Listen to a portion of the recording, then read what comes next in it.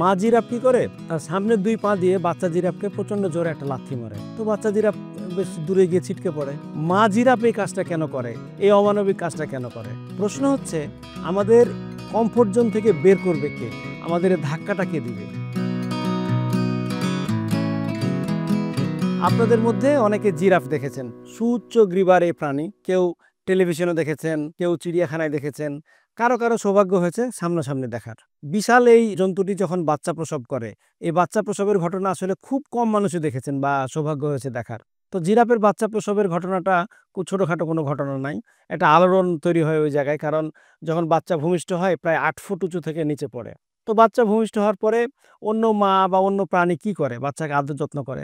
মা জিরাফও এরকম করে, বাচ্চাকে দেখে বিস্ময়ের সাথে এবং দেখে তার চারপাশে ঘুরতে থাকে এবং তার মুখে, ঘাড়ে, শরীরের বিভিন্ন জায়গায় আদর করতে থাকে। এটাই স্বাভাবিক ঘটনা। কিন্তু কিছুক্ষণ পর একটা খুবই ভয়াবহ ঘটনা ঘটে, খুবই অপ্রত্যাশিত একটা ঘটনা ঘটে। মানে এটা কল্পনা করার মতো না। মা জিরাফ কি করে, তার সামনের দুই পা দিয়ে বাচ্চা জিরাফকে প্রচন্ড জোরে একটা লাথি মারে। তো বাচ্চা জিরাফ বেশ দূরে গিয়ে ছিটকে পড়ে।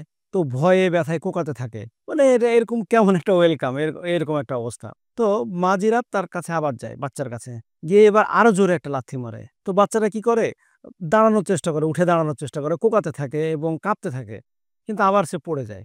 কিছুক্ষণ পর মা জিরাফ একই কাজ করে, আরো জোরে একটা লাথি মারে। এবার বাচ্চা জিরাফ কোনো মতে উঠে দাঁড়ায় এবং হাঁটা শুরু করে। প্রশ্ন হচ্ছে, মা জিরাফ এই কাজটা কেন করে, এই অমানবিক কাজটা কেন করে? মা জিরাফ আসলে জানে যে এই যারা এখানে থাকে, অনেক জন্তু আছে, চিতা আছে, সিংহ আছে, হায়না আছে, তাদের কাছে বাচ্চা জিরাফের মাংস খুব প্রিয়। এই জন্য মা জিরাফ যে কাজটা করে সেটা হচ্ছে, যতক্ষণ পর্যন্ত বাচ্চা জিরাফ উঠতে না পারছে নিজের পায়ে, হাঁটতে না পারছে, দৌড়াতে না পারছে, ততক্ষণ পর্যন্ত কিন্তু লাথি দিতে থাকে। সেটা 3 বার হোক, 5 বার হোক, 10 বার হোক। তো আমরা মানব সন্তানেরা আসলে জিরাফের মতো তো সৌভাগ্যবান না। আমরা মানব সন্তানেরা এমন একটা আরাম, এমন একটা আয়েশ এবং এমন একটা কমফোর্ট জোনের মধ্য দিয়ে বড় হচ্ছি, যেখানে সামান্য কোনো বাধা আসলে, সামান্য কোনো ফেল হওয়ার চান্স করলে কিন্তু আমরা উঠে দাঁড়াতে পারি না, ঘুরে দাঁড়াতে পারি না, আমরা ফেল করি। তো ছোটবেলা থেকে যে বাচ্চাটা বা যে শিশুটা অনুকূল পরিবেশ, আরাম আয়েশের মধ্যে দিয়ে বড় হয়, রিয়েল ফিল্ডে সে যখন যায় তখন কিন্তু সে আর ঘুরে দাঁড়াতে পারে না, কারণ রিয়েল ফিল্ডটা অনেক ডিফারেন্ট। তো জীবনে বড় হতে গেলে কিন্তু বাধা আসবে। আপনি বড় বড় মানুষদের জীবনী যদি স্টাডি করেন, তাহলে দেখবেন তারা যতবার পড়েছে, যতবার ফেল করেছে, তার চেয়ে বেশি কিন্তু ঘুরে দাঁড়িয়েছে, উঠে দাঁড়িয়েছে। বিষয়টা অনেকটা সাইকেল চালানো শেখার মতো। আপনি প্রথমবারে কিন্তু কেউ সাইকেল চালানো শিখতে পারে না। প্রথম দফায় গিয়ে দেখা যাচ্ছে 10 গজ পরে গিয়ে সে পড়ে যায়, এরপরে 20 গজ পরে, এরপরে 30 গজ পরে গিয়ে পড়ে যায় এবং এরপরে কিন্তু সে আর কখনো পড়ে না।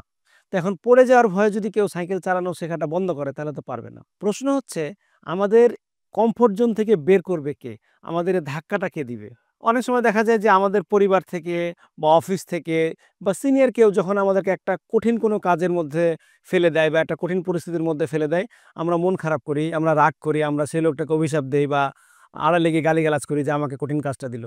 এটা আসলে মনে করার কোনো কারণ নাই। কেউ যদি এরকম পরিস্থিতিতে আপনাকে ফেলে, তো আপনি নিশ্চয়ই মনে করবেন যে আপনার ভালোর জন্য সে আপনাকে দেখতে চায়, আপনাকে সে একটা প্রশিক্ষণ দিচ্ছে, আপনাকে একটা ট্রেনিং দিচ্ছে। এখন প্রশ্ন হচ্ছে যে, আপনাকে এই ধাক্কাটা বা আপনাকে এই কমফোর্ট জোন থেকে ফেলবে কে, কমফোর্ট জোন থেকে বের করে নিয়ে আসবে কে?